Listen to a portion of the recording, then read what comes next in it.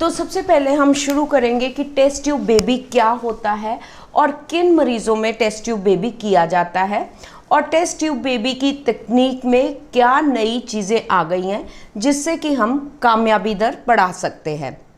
तो जो test tube baby होता है, सबसे पहले तो उन केसेस में इंडिकेटेड होता है जिन महिलाओं की ट्यूबें बंद है और वो ट्यूब जो है खुल नहीं सकती, उनकी ट्यूब्स डैमेज हो गई हैं, ट्यूबों में पानी भरा हुआ है, पस भरा हुआ है, तो उन केसेस में टेस्ट ट्यूब बेबी किया जाता है। कोई भी जैसे समस्या है कि बहुत साल हो गए हैं बांझपन को, पेशेंट्स ने बहुत सारी दवाइयाँ खा ली हैं, या फिर उनको अंडों की समस्या है और उनके अंडे ठीक नहीं बन रहे जिनके लिए टीके लगाए जाएंगे, या बच्चेदानी का साइज़ बहुत छोटा है, बच्चेदानी की तय खराब हो गई है, ऐसे केसेस में भी हम करते हैं। और बहुत सारे केसेस मैंने ऐसे देखे हैं, बहुत सारे कपल्स आते हैं जो कि 5 बार 6 बार आईयूआई करा लेते हैं, जो कि नहीं कराना चाहिए। नॉर्मली 3 to 4 टाइम्स रिकमेंड किया जाता है कि आईयूआई कराए।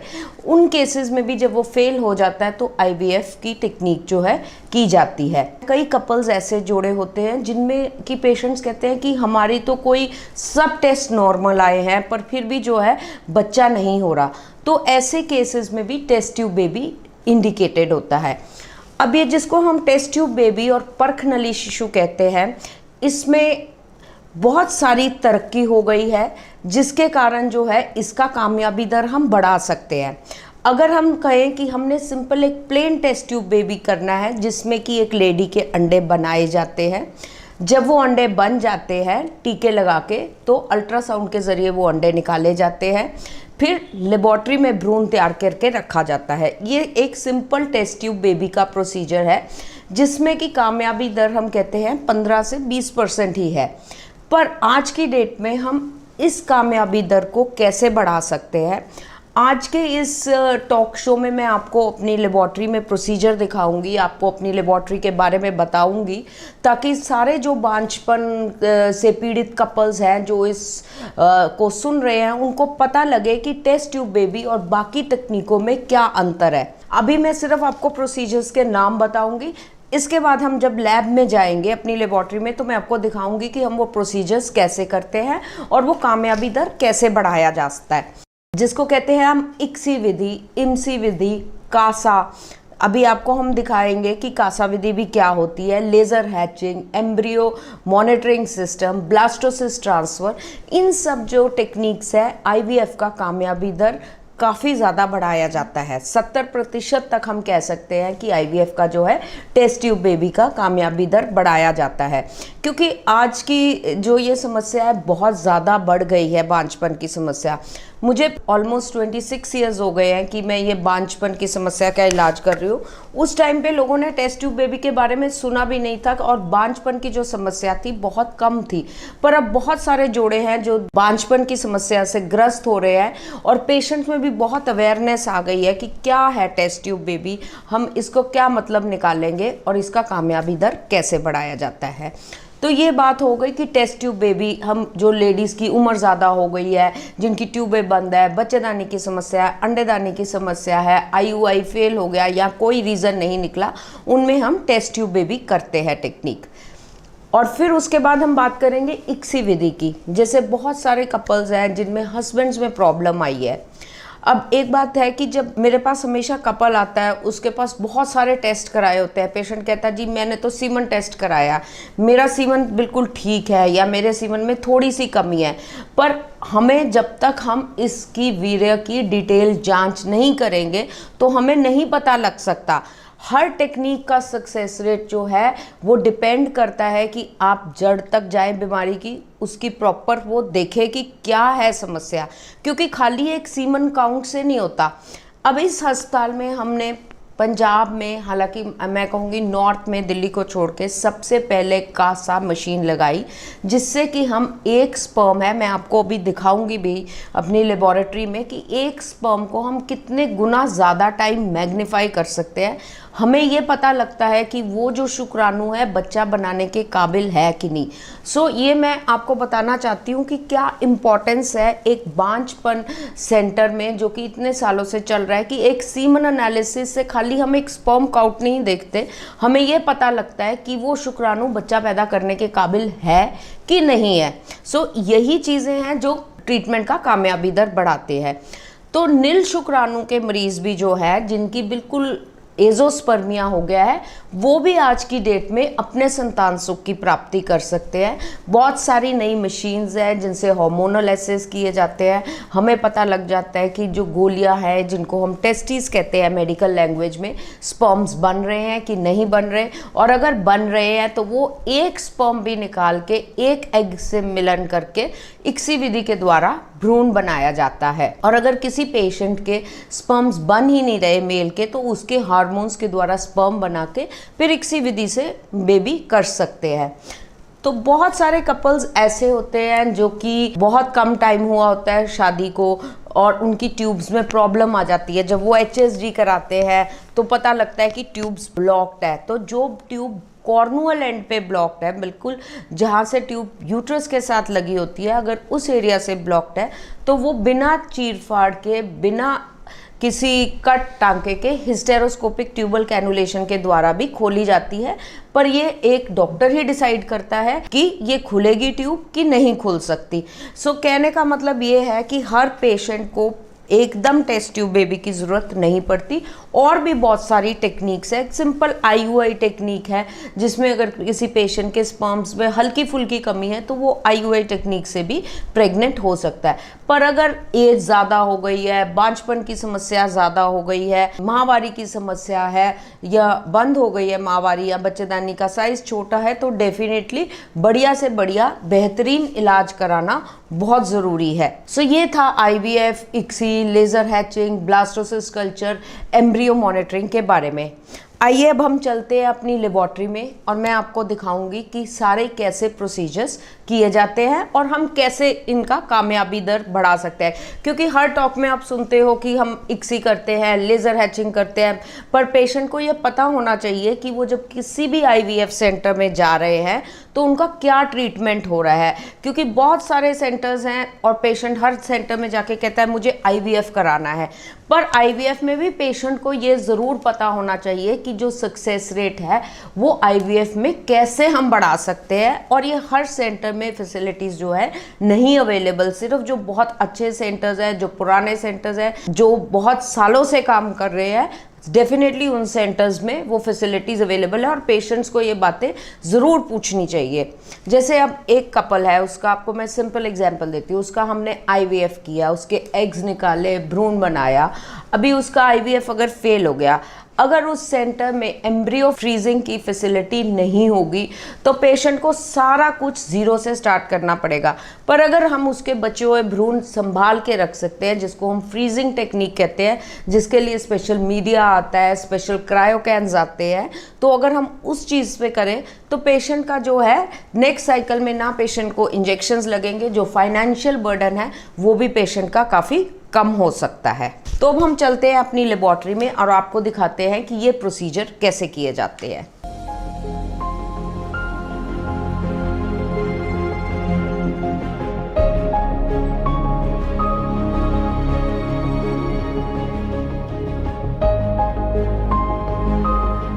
अब हम अपनी IVF लेबोरेटरी में हैं और आप देखेंगे ये वो लैब है, वो एरिया है जहाँ की हम भ्रूण तैयार करते हैं।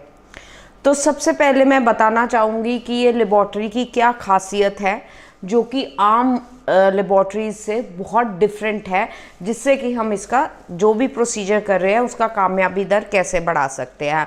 आप देख सकते हैं ये एक मॉड्यूलर IVF लैब है। इसमें ऊपर छत पे जो है सारे फिल्टर्स लगे हुए हैं जो कि जितने भी पार्टिकल्स हैं उनको ट्रैप कर लेते हैं, और जो एयर है वो बिल्कुल प्योर एयर होती है। कोई भी IVF की जो लेबोरेटरी है उसमें सबसे इम्पॉर्टेंट चीज़ है कि वो लेबोरेटरी में एयर जो है बिल्कुल प्योर होनी चाहिए। सो ये एक मॉड्यूलर IVF लैब है जो कि हमारी पंजाब में, नॉर्थ में कह लो, दिल्ली को छोड़ के सबसे पहली मॉड्यूलर IVF लैब है। तो आप ये देखेंगे ये जो है जिसको हम कहते हैं ट्राइनोक्यूलर माइक्रोस्कोप, इसमें जो है भ्रूण वैज्ञानिक है जो एग्स निकाले जाते हैं अल्ट्रासाउंड के ज़रिए।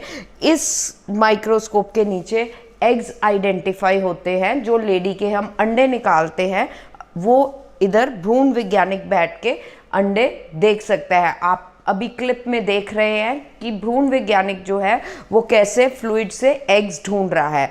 तो एक बार जब एग मिल जाता है तो दूसरा भ्रूण वैज्ञानिक यहाँ पे एग और स्पर्म का मिलन करता है।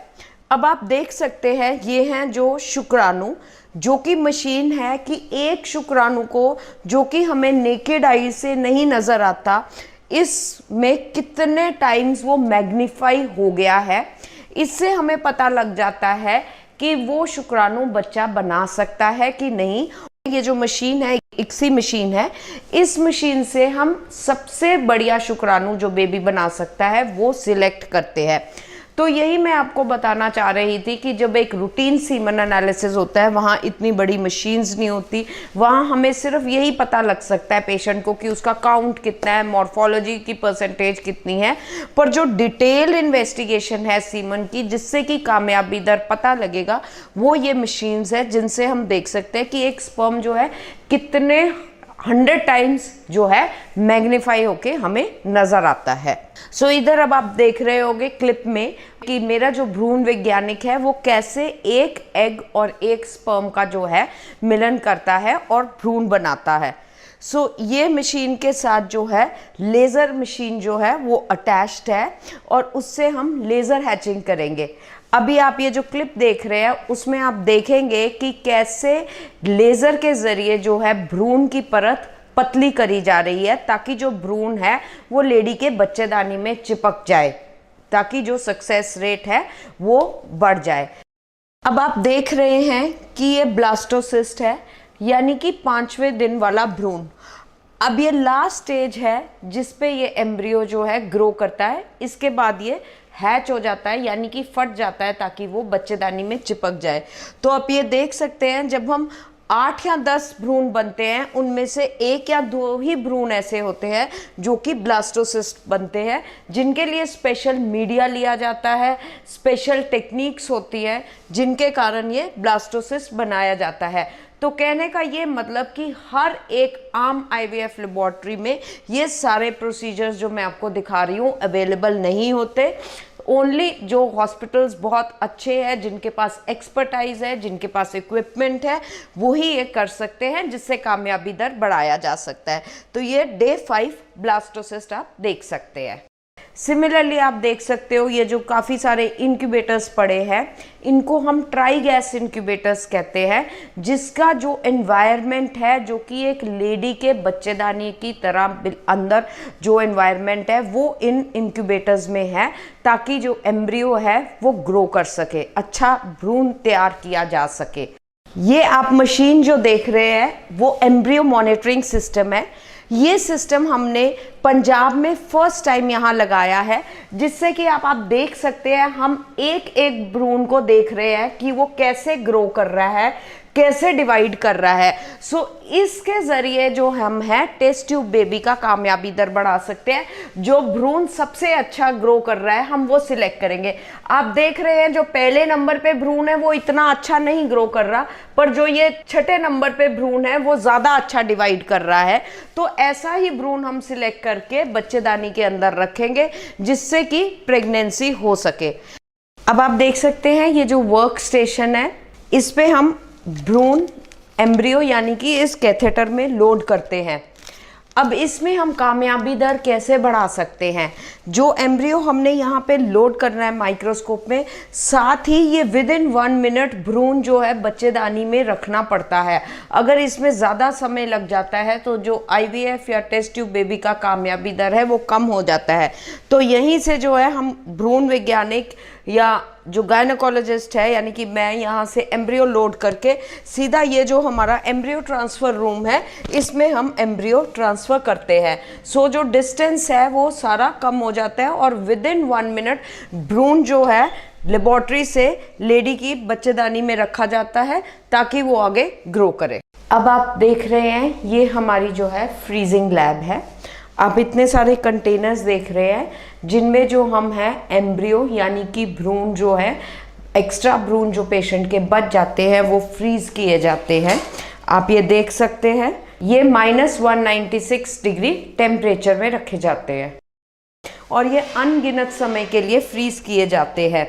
सो जिन हॉस्पिटल्स में फ्रीजिंग की फैसिलिटी है, मैंने जैसे कहा कि अगर किसी पेशेंट का भी एक्स्ट्रा एम्ब्रियो बन जाते हैं, एक्स्ट्रा भ्रूण बन जाते हैं, तो वो अनगिनत समय के लिए फ्रीज किए जाते हैं, ताकि जब भी चाहे बेबी, अगर पेशेंट प्रेग्नेंट भी हो गया है फर्स्ट टाइम पे, तो वो अपना सेकेंड बेबी ऐसे करवा सकता है, उसको सारा प्रोसीजर दोबारा कराने की ज़रूरत नहीं है। साथ ही आप देखेंगे कि यहाँ पे जो है सीमन भी है जो वो फ्रीज है। कोई हस्बैंड्स जो सैंपल्स नहीं दे सकते या जिनको प्रॉब्लम आती है, जो बाहर रहते हैं, जो आर्मी में हैं, वो अपना सीमन दे के जा सकते हैं और फिर ये सीमन जो है अनगिनत समय के लिए भी फ्रीज किया जा सकता है। सो ये है फ्रीजिंग की फैसिलिटी जो हमारे हॉस्पिटल में अवेलेबल है, जिसका लाभ पेशेंट्स उठा सकते हैं। अब आप देख सकते हैं कि ये स्पेशल मशीन है जिसको हम कासा मशीन कहते हैं।